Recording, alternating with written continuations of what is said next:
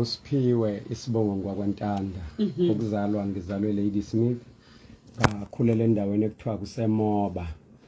ngokuya ngokwesikhathi kuNkulunkulu wasenzela umusa saba nekhaya lokishini sengingowasezakeni yes usowasezakeni manje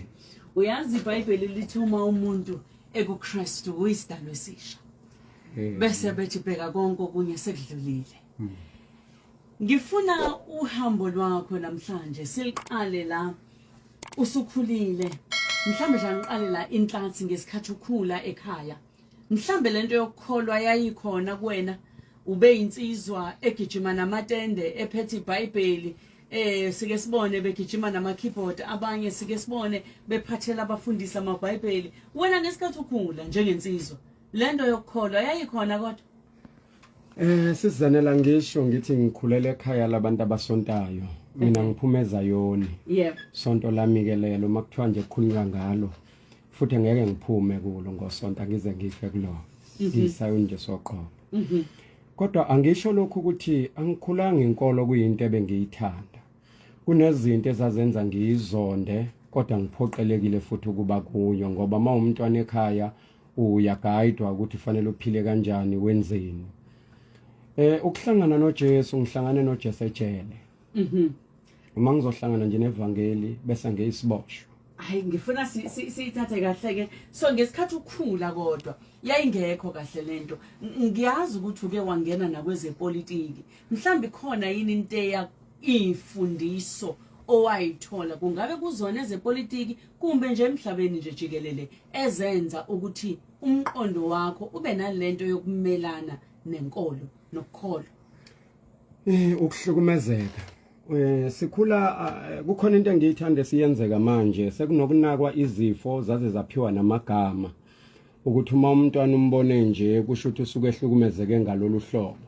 mina ke ngikhule ngalesikhathi ama-80s ingekho lento yokuthi umntwana kuthiwe uphazamiseka ngomqondo mawumenze lokwenza lokho mina yangihlukumeza into yokuqala ukungabi nobaba nganginaye ngegama ngoba wayephila ubaba wami kodwa engasiyo ubaba wami sasimshare nomndeni aye nonkosikazi kuwo thina kuma wami sifana nje nabantwana basestradini ngikhumbula ngelilanga nje ngangibuye ukufuna into zesikolo kuyena wathi azikho kuyena uma ngifika ngiletha leyo report ngitshela uma wami azange akhale phambi kwami wangena endlini wayokhala khona ngesikhathi ekhala endlini mina ngangimlandela njengoma ngiyocela ukudla kuyena mina ke ngomdala kulabo abaphila abantwana bakhe ngoba unabantwana abawu9 mina ngunumber 8 kodwa ke sele sibathathu manje abaphila abafana bodwa so ngesikhathi ngingena endlini ngathola uma wami ekhala ngathi mama ukhalelani wathi hayi mfana wami angikhali kukhona nje into engixhophe emehlweni ngaleso sikhathi ngiseyingana ngiyibonanga into eyimlimazile kodwa sengikhula ngabona ukuthi uma wami uhlukumezekile ukuthi umuntu omnikeza abantwana udlale ngaye yini kwenza ugcina ungena ezintweni zepolitiki ukhona uthisha ngengimusho ngegama engaba nenhlanhla introduce kwipolitiki kwadinga kube into engiyenza syndicate ngabona abantu abaningi engaziwa ngayinjoyina ke ngaba yicommunist ngayifunda ke communism yonke mina kimi yakhanda inzondo mayidala inzondo kwakhona abantu engibaziyo ukuthi laba nje ngelinye ilanga ngizobabamba ngenhlanhla njengoba ngikhuluma la emsakazweni mabelalela ukhona umunye umndeni engake ngahlasela kunomncwabo khona kafika nje kugcwele bonke abantu ngangithukuthele ngalendlela yokuthi ubhuti wakho na wayedelela uma wami ngoba engenandoda ngamlanda emncwabeni ngafuna ukukhuluma into engiyithandayo ngenzela ukuthi makukhonolwayo ngimshayele khona emncwabeni kubona wonke umuntu ngangihlome ngendlela enele angenele ukuthi oyedwa uzolala phansi namhlanje cabanga ke uma ngiya kulomuzi ngiyohlasela uma wamakazi wazi ukuthi ngilele endlini yami kanti mina yonke lento abayenze ngino 12 years iyavuka kimi ukuthi namhlanje uyolwa impi kama wami bahlupha uma wena uno12 mina ngino 12 years mawusukhulile uyahloma uyohlasela kulomuzi futhi ufuna ukufika kusemngcwabeni ukuze wenze isika kubone wonke umuntu and number 2 kwakuyisonto lami lele laliphethe umncwabo so mangitshela abantu emncwabeni ngithi nje shut up ayikho into engangitshela yona leli sonto ngizalelwe kulo ngilwazi ukusuka nokuhlala ngeke ungitshele lutho ngalo yes so ngafika kuleso simo esinjalo kwasho ukuthi kaba active lo muzi ngoba lokho engangilindi ukuthi ngikwenze ngangifuna nje ozonyakaza athi nje ngomlomo wakhe bese ngihlala kuyena bangalwa ngasho konke kwedelele ngangifuna nokuhlukumezeka ngakhipha yonke into engangizwe ibhlungu ngabo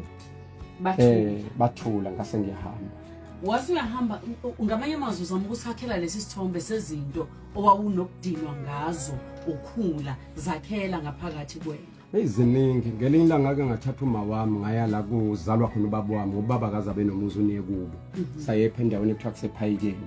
wayengekho aware ukuthi lapha siyokwenzani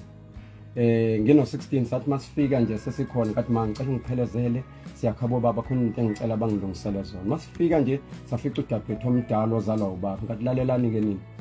ngizocela inkomo ezishe yami because ubaba beneyinkomo more than 50 so njoba bekuneyinkomo la ekhaya futhi ezikamkhulu wami akusezika babweni ngicela ishe yami wasethi kusisi wami lo wathuma ingane yakhe ngoba khabo ma wakhe nje ngaphesheya kwala ekhaya lakithi wasethi enganeni ngicela uhambe uyobiza umalume ngathi lalela into engizoyenza wena uzobona umhlolo ngizokunquma wena bese nginquma nalo malume wakho ngoba lo engikhuluma naye unyoko unkosikazi kababa wami so ngizobuza izinto zikababa wami kuyena wangitshela umbhedo wena ungitshela ukuthi uyobiza abantu bakini akusikwamncube la abantu abala bakulomndeni nginikeni inkomo zami ukhula unalento naleli lukuluku nalenkani nalezi zinto oyifunayo ukuhlukumezeka lokhu usukwenza wena ukakthe kubantu ubakhombisa ukuthi unezinto oyifunayo kubona yes wakhula ke asidlule la wakhula ngithanda ukuthi uthi wawuthanda imarketing yini ekwenza uthanda imarketing ngaba nenhlanhla masengisebenza umsebenzi wami wokuqala nje wawumsebenzi oso right ngathola umsebenzi ecash loan asebenzela umnomzana waye umzalwane bonke abantu ababezoboleka imali kithi ngangibabuza masixoxa ukuthi imali yani le uyifuna yenkulu kangaka besho ukuthi bayoqala amabhizinisi yangiheha ke lento ebusiness ukuthi no ufuna ngene ebusinessini laba abantu benza imali thina sihola ama peanuts la manje ngifuna ukuba nemali then ngaqala kanjalo ke kwase kuba ukuthi ke ngilandeleke ukufunda lo mkhakha kwa marketing ukuze uzongiholela ekutheni ngiye la ngifuna ukuya khona ngithanda la uthi khona wake wantshontsha iidea yakho ngoba izinto eziningi lezi zenzekayo emabhizinisini ukhona into okuyixoxo yekhalenda bantshontshe idea yakho kuyinto yakudina kakhulu nawe awuxoxele umlaleli ekhaya uyabona ke lapho kwakuyistart leso ngangibe nenhlanhla yokuthi inkosi mayisingipha nje umqondo yangipha umqondo ukuthi izikolo zakithi zo200 sezizonke idolobha lakithi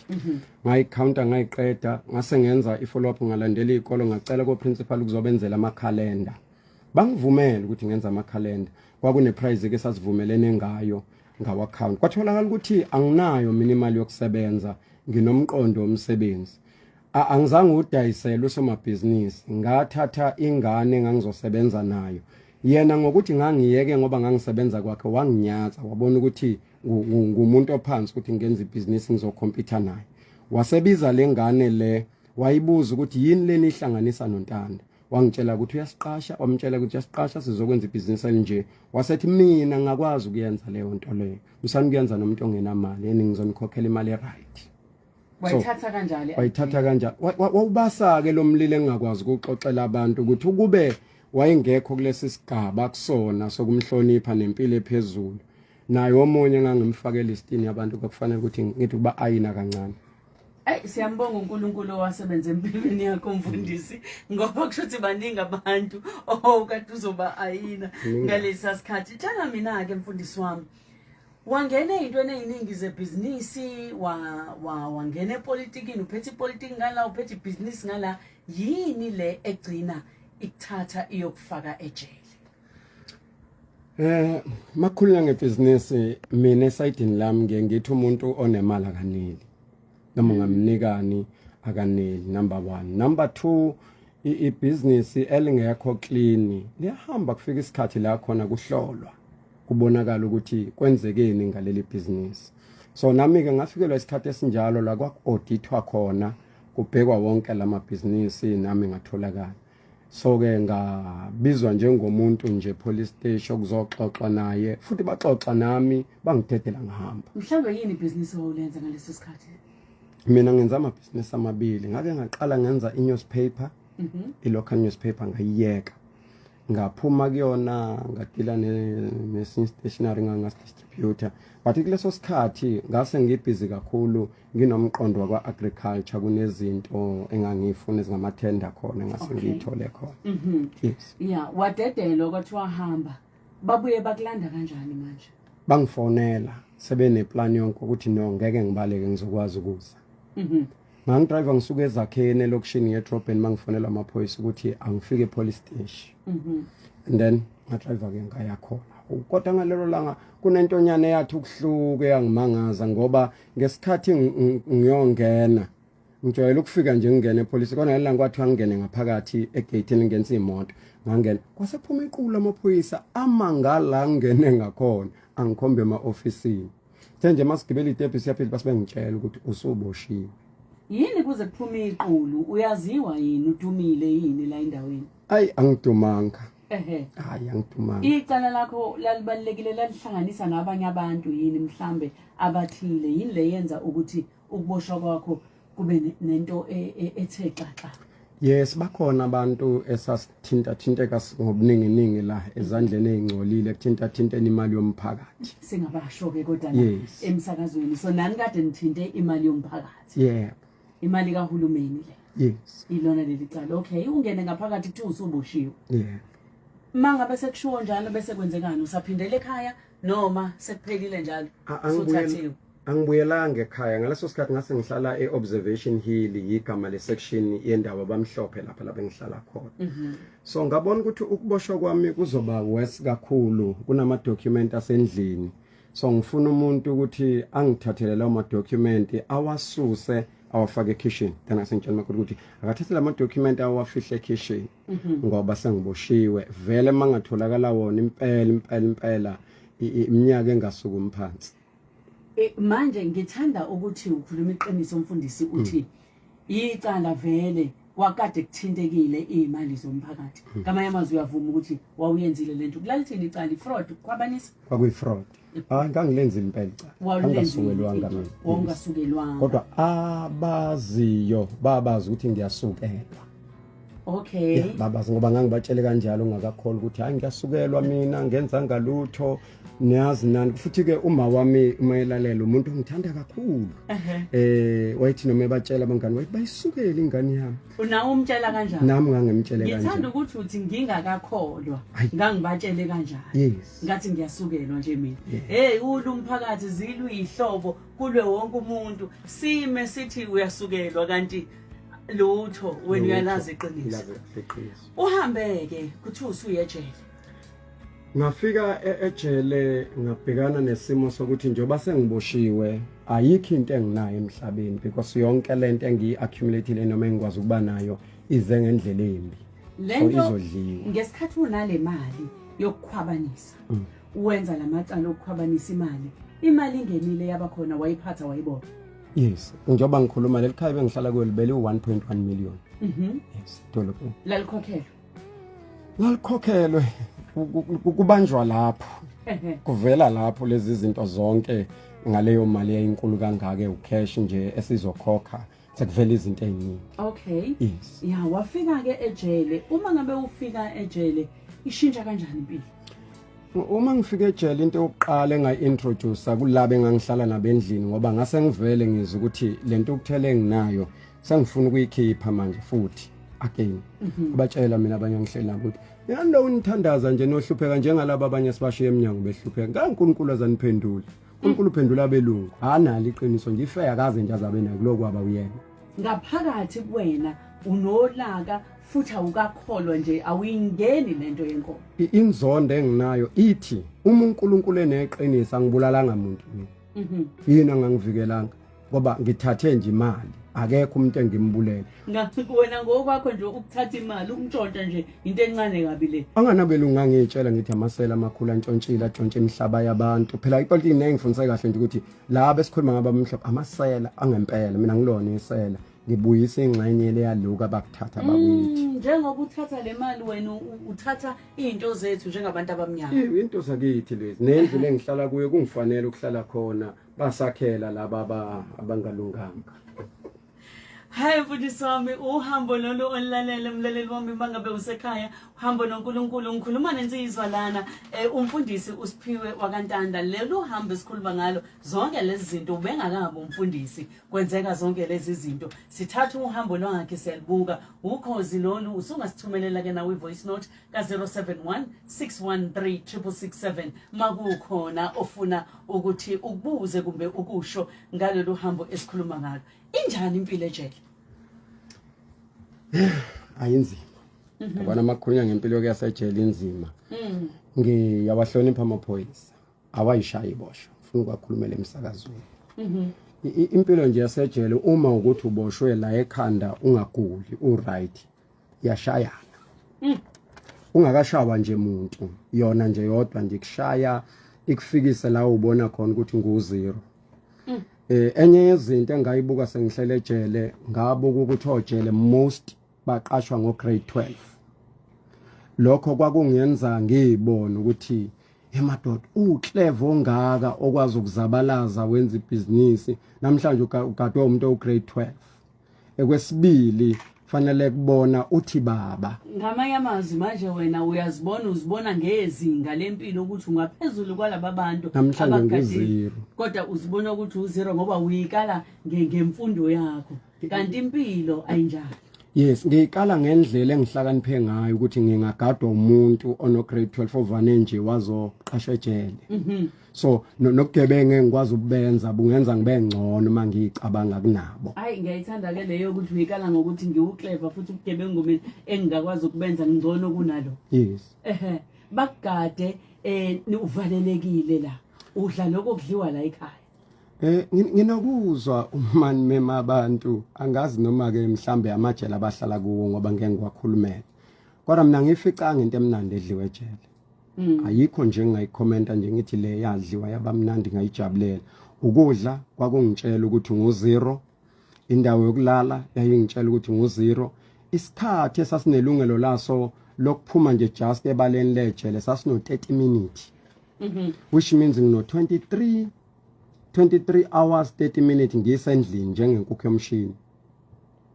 so ingqondo yami vele yayilimala ke kakhulu mangibona leyo nto ukuthi ngiphenduka inkukhu yomshini njengamanje evalelwe endlini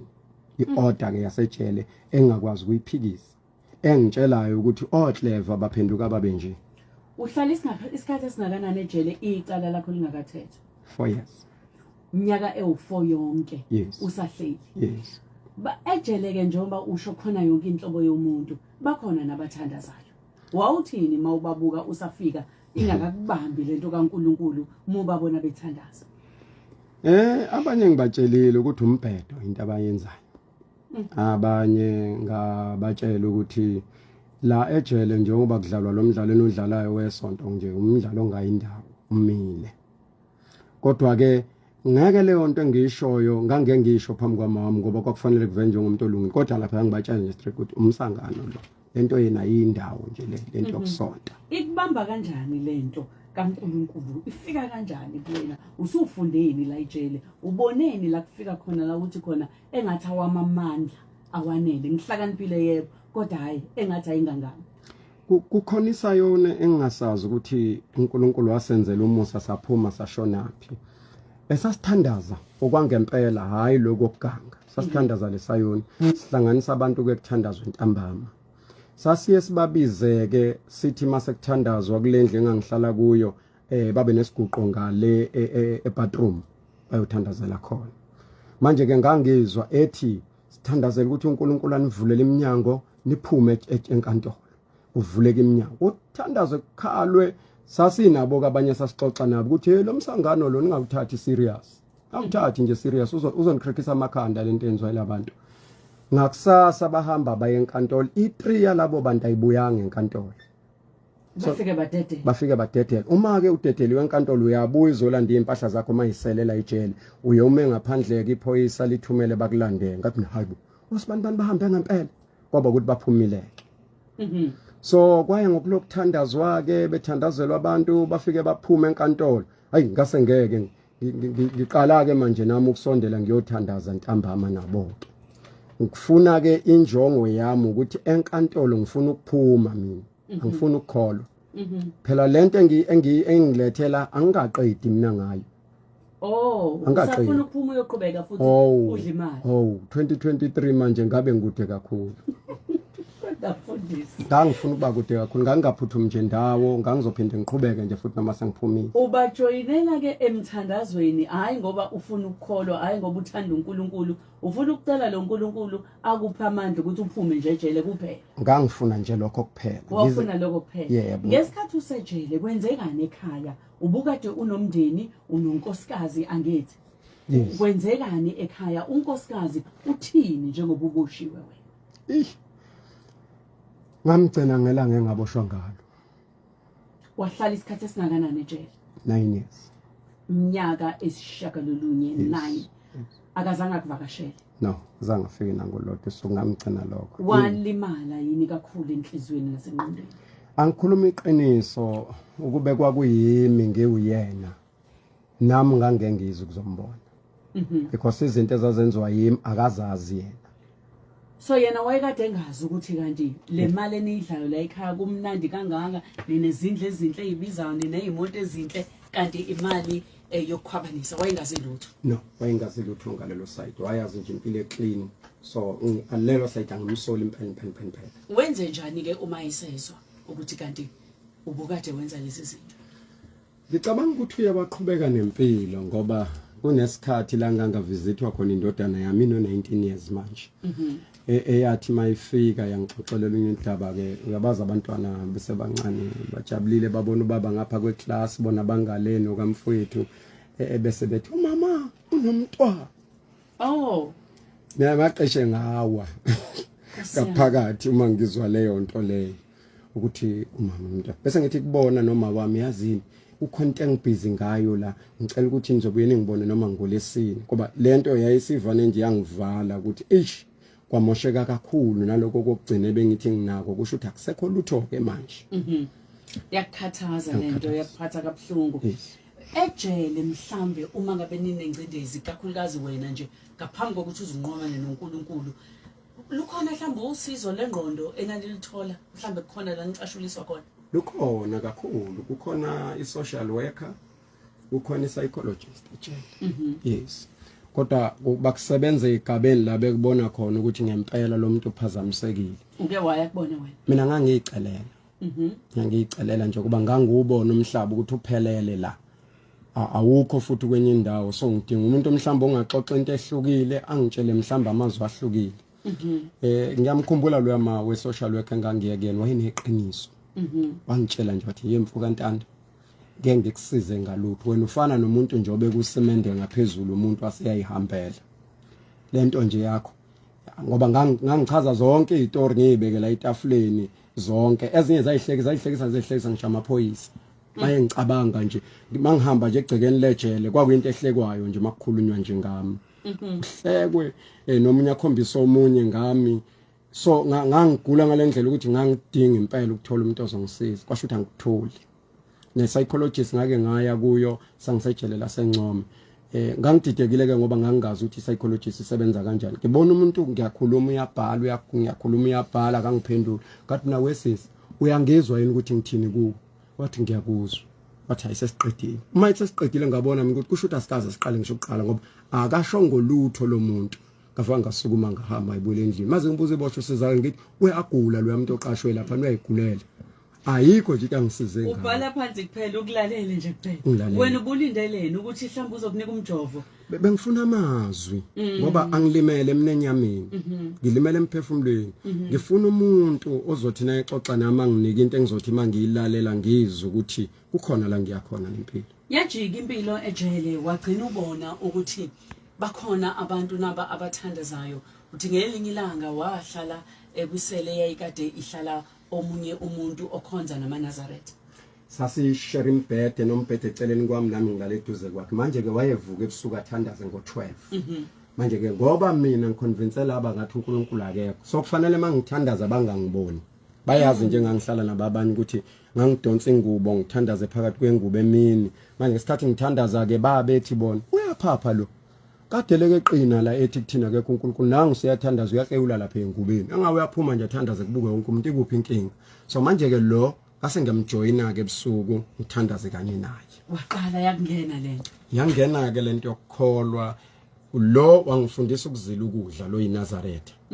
sazila ukudla ke naye ngecala lakhe nami ngase ngibekela amicala ke sathandaza sobabili isibonakaliso sokuqala engasibona ngilele lapha embhedeni ila ngabona khona umuntu wangivisithe ebusuku engaxoxa naye ngamtshela ukuthi ngiyakuthanda ukukholwa manje kodwa ngizokholwa kahle uma sengiphumile ejele ngicela ngenzele umusa ngiphume ejele umthandazo wakho busho njalo noma sengikholwa ke impela sengase sengikholwa lapho serious kwasho ukuthi nje cha ngimile kule ukuthi ngizokholwa sengaphandle uma ngabe usukholwa kufika nini la uthi khona ejele ufuna ukuphumela obala bazi bonke ukuthi usuyakholwa manje wena ubatshela kanjani ngase ngikhathele ukwenza impilo engijabulisa ngaye abanye abantu ngazi ngesilungu ngangafuna ukuthi in my expense ukuthi bajabula abanye abantu mina ngisale ngingajabulile ngoba ngangizwe ukuthi sengizwe kahle hle indaba yokukholwa manje sengifuna ukuphumela obala uma kumnandi noma kukubi akube ushevu yaphambili leso sikhathi ngine cellphone engiyiphathayo yami laphakathi ejele ngangibuza engene njani kodwa nje ngangine cellphone yami engangiyiphatha lapha ejele so ngalelo langa ngavuka ngaya komunye ubaba ekseni mayethi complaint and request ngoba mayiboshwa ivulelwa ziyabuza kuthweni nezikhalo nezicelo ngase ngihambisa le phone ngathi ngicela kodwa ningangibuza ukuthi ngiyithathephi uyihambisa ndlela uthini kubona ngayo angeke ngiphinde ngiphathe ifoni ngabatshela ngathi ngeke ngiphinde ngiphathe ifoni uyayihambisa uyayinikela le phone uthi angisafuni ukuphatha ifoni ngiphinde ngiphathe ifoni ngoba okuphambene nezwi likaNkuluNkulu lithi izwi lenkosi uma kubeka umnyalo endaweni lo mnyalo kumele siwulandele so uma inkosi ibekiwe ibekwe uNkulunkulu so mina laba abantu ngangibabone njengabantu abamiswe uNkulunkulu umthetho wabo kumele ulandelwe number 2 ngangidayisa insangu ucela futhi kungabuza ukuthi ubani owayengilethele yona udayisa insangu la ejele yes ngidayisa insangu nginezindlela zami zokwazi ukudayisa insangu ukuze ngizophila ngoba nginayo enye indlela yokuphila ngalelo langa mhla ngangisarenda yonke leyo nto ukuthi ngeke ngiphinde ngitholakale kuyo ase kuyoshoka emaphoyiseni zathini iboshwa uhambisa ifoni uhambisa ifoni wani utshela ojele nabaphathi ukuthi wena ukuphatha ifoni okwesibili ubatshela ukuthi wena uhleli la ejele ubudayisa insangu uyazinikela manje usuphendukile wena usuyakholwa bathina abanye ohlala nabo ngenhlanhla ngibatshelanga ke le insangu kwaba nje isinqumo sokuthi ngiyayeka ngeke ngiphinde ngiordenye kodwa uma kuza la ekukhulumeni ngacela ukuthi ngicela nje ukusho ukuthi sengiyakholwa isizathu esizokwenza ngingatholakali nakweyodwa into enziwa ziboshwa ngakwenza irespond yathi kusukela namhlanje zangimemeza iboshwa zangitshela zathi usuzoba impimpi yamaphoyisa impendulo engayitholile ukuthi sebeyakusaba yes ngoba bazizolo lakho bazi usuyashintsha futhi wena manje usuthi usuyakholwa usahlanganise nezinto ezimbi abazenzayo yes waphila kanjani emva kwalokho lokho kwangikhandela impilo eyayinzima kakhulu kulendlu njengangihlala kuyo sathi masiqeda nje ukubalwa siyongena ekwacaca ukuthi hayi kuyabheda manje sengizophila kabuhlungu ngangibona nomunye ngihlamuka omunye shona le omunye shona kubonakala ukuthi ngibanjelwa ama meeting ukuthi lento engiza nayo no ayikho right yangihlukumeza ke ngagcina sengiyiqeqe izindlu ngiphuma kwenye ngixoshwa kwenye ngiye kwenye kwezinye indawo ngangikhandela ikandalo zokuthi usenza ukuthi kuze bezongixosha ngahlali nabo ngoba babethi mabexoxa lebe gangsterism bethi bafowethu lo muntu la kusumuntu okuhlalwa naye then kwaqala ke isikhathi sokuthi ngizingelweke manje ukuthi ngikwazwe ngoba ke sengiyingozi kubona uNkulunkulu wama nawe kufika nini la usuba umfundisi khona indaba entsha kakhulu le inkosi mase ngizogwetshwa ngoba ngagcina ngivumile lo muntu waxoxa nami wathi uma uvuma usho uphika umuntu le ngithi wafika kimi ebusuku wathi mayixoxa nami wathi mawulivuma icala lakho uye ejele ngizoba nawe so mayesho lolo daba ukuthi uzoba nami ngase ngithatha inqumo ezithi ke ngiyovuma kunyaka ka4 ngabiza umseshi kuba ngase ngihlale kwasikunyaka ka4 mangibiza umseshi ngathi kumseshi ngicela ukuyovuma icala the same day ngangithe ngayo ngifuna ukuvuma icala kwavana kwenzeka umhlolo kwaba khona isibonakaliso ebusuku kwathiwa ngizogwetshwa u10 years leli cala engiyabiyo masifika enkantolo lapha yafika inkantolo yangigweba u8 + 4 uma ngigweba u8 + 4 kulo 8 lo kulo 2 lo yathatha u2 years yawufaka ku8 years kwaba u10 years then ngagwetshwa u10 years kanjalo njoba ngangikade ngiboniswe ebusuku ukuthi ngizogwetshwa u10 years okwesibili ngase ngibona ke nempilo yalanga ngiyakhona ngangiboniswa nje ibonakala sehlukahlukene le eyobizo ngiqala ukuzwa kahle kahle ngo2012 ukuzobizwa kwasho ukuthi ngilizwa ngivele ngiphakathi ejele ngaqala ukushumayela khona wonke amasente engihanjiswe kuona bengishumayela ke ngifike ngishumayela ivangeli angitsheleka amaphoyisa athi hayi inqondo eyiboshwa lentanda siyijwayele mase ididekile ekhanda vele zenza nje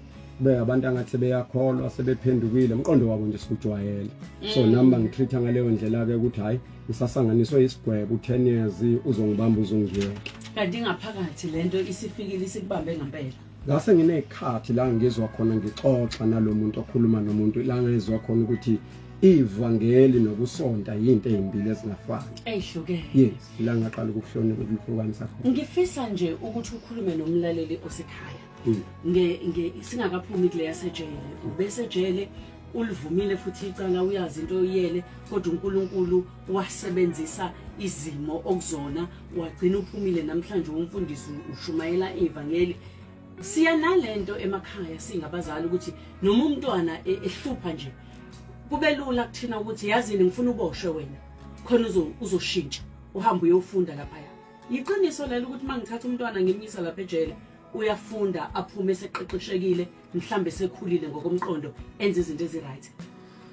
ngingacishe kulelo side ngiphawula izinto ezimbili isystem yakwa correctional inhle kakhulu ngiyajabulela ngoba yona izinto ezibekile ibeka izinto ezikwazi ukumsiza umuntu bese ngiyakhala ngalendlela yokuthi umsebenzi usuphelile South Africa now umuntu uthatha noma imuphi umsebenzi awutholayo ongawona ubizo lwakhe ubona ngendlela asukenza ngayo mayithi wakha loyo muntu utholitha kakheki lo muntu mina ngangikunothisa ngangasoli iboshwa ngangisola abantu abakhe iboshwa ukuthi abanye babo bakhona ngorong kwa correctional ngenxa yokuthi umsebenzi nje abawutholayo bayawuthatha kodwa abe calling babambalwa mina ngenza nje example khona umfowethu engimthanda ngendlela eyisimanga ujele eGlencoe wangiphatha njengomfowabo isiboshwa angitshela ukuthi ngiyabonga ngihlakaniphile kodwa ngifuna ukukutshela mfowethu awuzama ukwehla la kusejele ngaloku uzenza uclever usikhombisa ukuthi wazi kangakanani awuzame nje ukuba umuntu la and kuzokhona into ezokulimaza mawuzoqhubeka ngaleyo ndlela wangithatha wangisondeza kuyena lokho kwangenza ngaba nomuntu engikwazi ukuthi makhonto engayizwa kahle ngiyoxoxa naye angitshela ukuthi mana kuloko wayenza ngisho ithuba noma ngithiwa ngifuna ukufonela uma wami athenge into yokufona yena ngemali yakhe ukufundisana izinto ezithile uthe thina u30 minutes enani uphumela ngaphandle wonke lamahora nihleli ngaphakathi nenzani nixoxana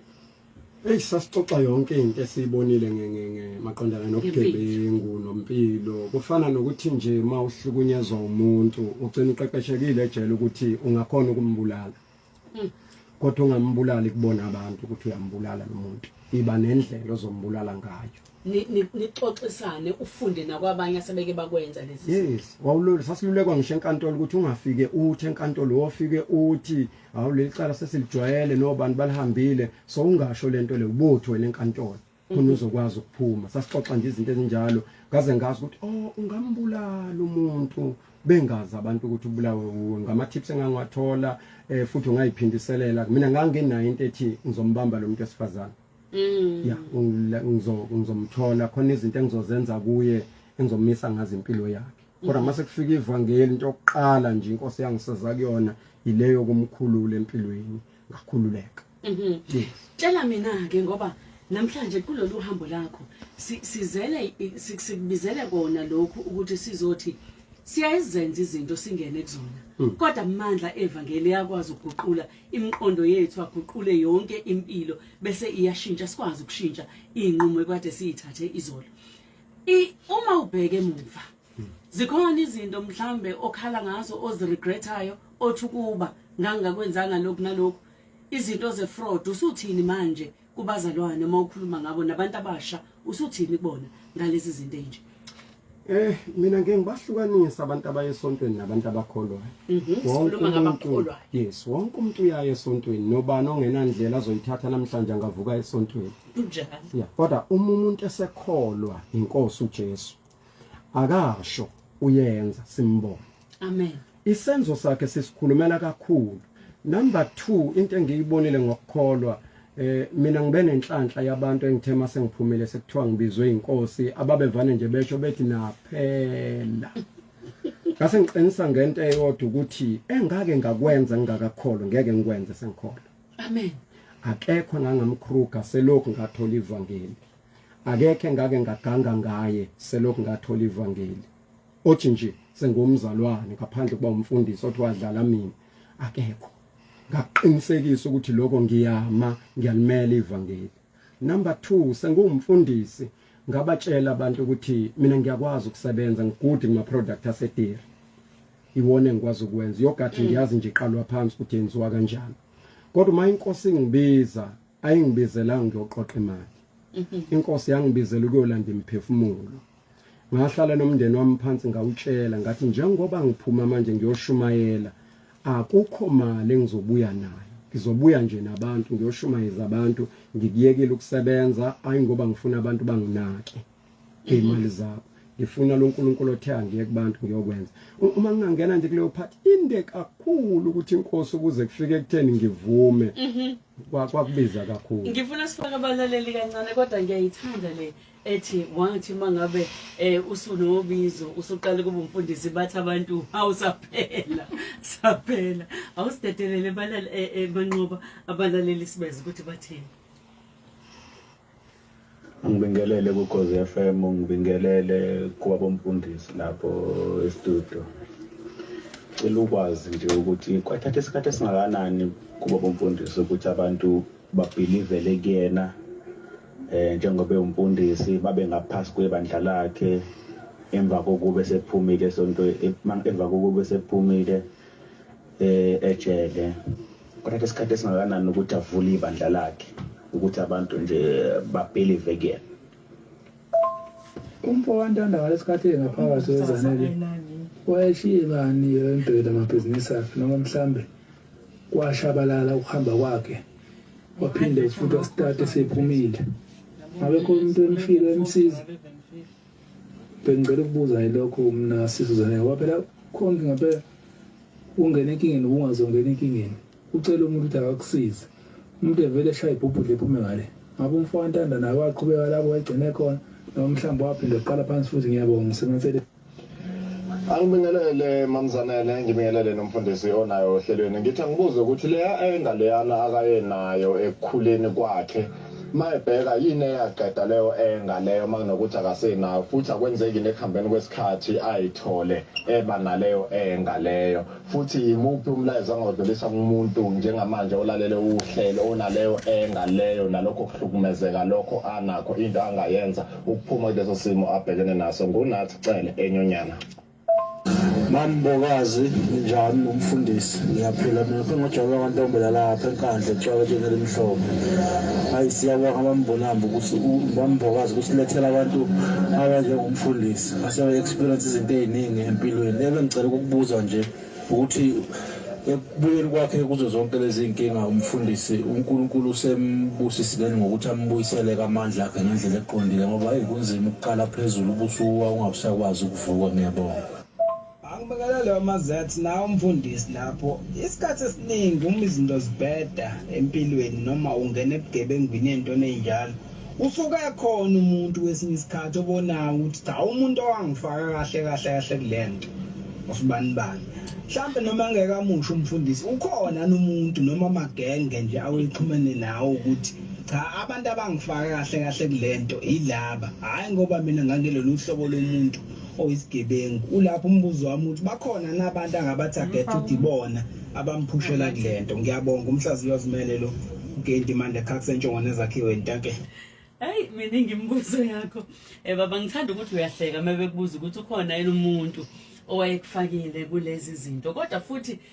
babuza nokuthi lo kuyakudinwa leya engo wawunayo yashintsha kanjani uma ngabe usuthole ivangeli nokuthi ke ibusiness ngicathi usuyiphendulile le ukuthi uthecha usufuna ukuyolanda imphefumulo kuphela kodwa mawungabaphendula kulena khona ke nongithumelele eceleni uthi awusa ayinani yini manje angiphendule ngicela uqala ngalokuqala ngoba nguthandile umbuzo wakhe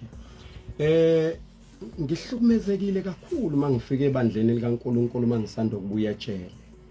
ngake ngacishe ngakuyeka ukukholwa ngabonta ngemukeleki nginelanga la ngake ngafisa khona ukuyozila u21 days kukhona ifamily ebengiyithanda kakhulu yasuke yangikhombisa ukungigona mangifike ebandleni ngase nami ngiyakhululeka ke ngaye ekhaya layo kanti ngizofica umaye yedwa ubabe engekho angifuni ukusho ukuthi ube kuphi ngoba bazosuka abantu bambone uma sinaye la wangena ekamereni wafonela ubishop wami wamtshela wathi baba nginontanda la ngiyasaba njengamanje angikwazi ukukhululeka ngiyacela nengikhandela amaqhinga yokuthi nimthathe la ayozilela kwenye indawo baphumelela ukungithatha kodwa ngibonanga mina ngahamba ngakuthola lo kwangilimaza enhlizweni yami ukuthi abazalwane bami basangibuka ngaleyo ndlela. Number 2 kukhona into engangicela uNkulunkulu empilweni yami ngangithe uNkulunkulu ngicela ngipha amantombazana amabili kuphela empilweni. Uma wami wazala abafana abawu7 bekuqwejwana ngiyalazi ikhaya linabafana uhlezi kubanga icathulo kubanga ama underwear kubanga yonke into ngakhula nje umuntu omfana ngithi ayisengiright uyena kwase kuthi ke ngathi inkosi ngipha amantombazana angikwatholanga amantombazana ngiyawathanda kuze kube namhlanje. So uma ngifice yomuntu ngiyayigona ngendlela engiyithanda ngayo intombazana ngagona yomunye umzalwane kanti la ekhaya mangingekho kuxoxwa ngami so njengoba kuxoxwa ngami ingane yangisaba yangakhululeka ingane yangangitshela mina sitshela abazali bayo ukuthi ubaba uNtanda ngiyamsaba so kwavela ukuthi indlela engiyibambe ngayo ayizange ikhulule ngakigone nje sonseduze kwami isihlezo besixoxa ngibuza kunjani esikoleni ngase ngithola ngelanga kusho kwathi mase kushaye ulunye usuku ngabuya kuleli khaya kuleli khaya ngeza ngokuthi abazalwane bami ngizobabona kanti bafica abazali abekho basenkonzweni ingane yafonela abazali yathi nangu ubaba uNtanda kwema angakhululekanga nangila ekhaya ivalele ekamereni kwase kuphoqa abazalwane bayeka inkonzo bazolanda mina la ngiphume kuleli khaya ngiyoba nabo ngaya ke labekho ngehlahla ngathola amadoda nje honest avane lamadoda athi mfundisi ngicela sixoxe nawe leli khaya ufikele kula abantwana bakhululeki ngawo futhi okwesibili khona umntwana indlela wamthinta ngayo yamenza wangaba comfortable awubazalwane into yanini leyo kusho ukuthi njengoba ngiqhubeka nabo nje bangibuka ngelinyiso abangitshelile yonke lento ngalelo langa mhla ngitshelwa kwadinga ngiyomiswa phambi kwabantu abaningi bagcwele enkonzweni ngiyohlambalazwa ngalelo langa ukuthi ngixolise phambi kwabantu ngoba istick menginaso singenza wonke umuntu angakhululeki but mabe phambi kwami baya pretender njengabazalwane abaright abangenankinga ngenxa yesikhathi ngokuhamba kwesikhathi kunjani manje emabandleni la uhamba khona ucabanga ukuthi abazalwane sebakwamukele ngokuphelele sizana la ngisho lokhu mina ngufuni ba umfundisi qiniso nje la ngempela ngufuni ukube kuyangami ukube ngiyadecide ukuba umfundisi ngangiyayeka angufuni kodwa inkosi into eyayikhuluma kimi yangicindezela ukuthi angizokwenza lento eyifuna so njengoba ngibizwe uNkulunkulu angena choice ngemukelekile angemukelekanga ngijatshulelwe ngajatshulelanga mina ngima naloko uNkulunkulu athi angikusho so sekuze kwaba impilo kimi ufuna uphendula naloyo okhuluma ngeenga inkosi yangilekelela mina ukuthi kuba amasweet ukuthuka sengiyakujabulela nje ngiyabona nje ubungibona ngela studio sengiyangavela kwezinye indawo la ngengabizwa khona ucomment bathi bafuna ngibona ama comment ngithi wo awena ama comment angihlanganise nalutho ngethula ubufakazi mina ngifuna ama comment ahlangane nami mina ngenza lo uNkulunkulu angithume kona mfundisi wami uma ngabe sesivala ukhona omunye osenyikanyekeni njengamanje wagcina ube nesibindi wena ejele wakwazi ukuyovuma icala wavuma ukuthi ngikwenzile lokho khona omunye osenkingeni unezinto eziningi akade ezenza kufihlekile kodwa siyazi ukuthi akukho kufihlekile okufihleka kuze kube phakade ufuna ukuthini kwabanye abantu mhlambe bamthanda uNkulunkulu kodwa bacilile ezintweni ezimbi ezintweni zobugebengu ezintweni zokukhwabanisa njengoba sikhuluma nje uSawuli mhla eqashwa uNkulunkulu kuzoba umfundisi wamqashela ukuthi wayeyisigebengu. Oqala nje amqashela yona. So abantu abafana naye ukuze abathole uNkulunkulu udinga isigebengu esinjengoSawuli. Kodwa akasebenzi ngesigebengu, udinga siguqule sibe yilolu hlobo uNkulunkulu afuna libe yiso. Bese siyolanda ezinye igebengu ezinjengaso bayilethela embusweni. Uma bebuza ukuthi uphenduka kanjani, uSawuli wayenezimpendulo. Nezimpendulo zobugebengu, nezimpendulo zasekukholweni. Wayengashoti ngempendulo. Uma umuntu efike kahle kuJesu, ngisho esontweni, ngiyaqinisa lokho isonto ayikho into engayikhuluma ngayo. Mina ngasonto ngaba nayo lemkhuba engikhuluma ngayo. Kodwa uma ufike kahle kuJesu, izinto uJesu udila ngazo. Uyazi mina ngaze ngikhulele emakhaya kuDipha, ngaze ngizwe kutshelwa inkomo kuthiwa woza la bless man, uyalibona iDipha lizozidla zonke izilwane lesemzimbeni yesu. Kodwa kwadinga ukuthi inkomo ifakwe emanzini idiphe bese izilwane ziphumela. The same uma umuntu uJesu emtholile engajoyinanga isonto kodwa ethola uJesu, ake angeke ahlala ngabe ngasithola isixazululo. Amen mfundisi, ngiyaphinda. Sanibonani bafowethu kuzo zonke indawo la kuhambe kufinyelela khona le video. Lapho khona sibona khona umama uZanele Mbokazi exoxa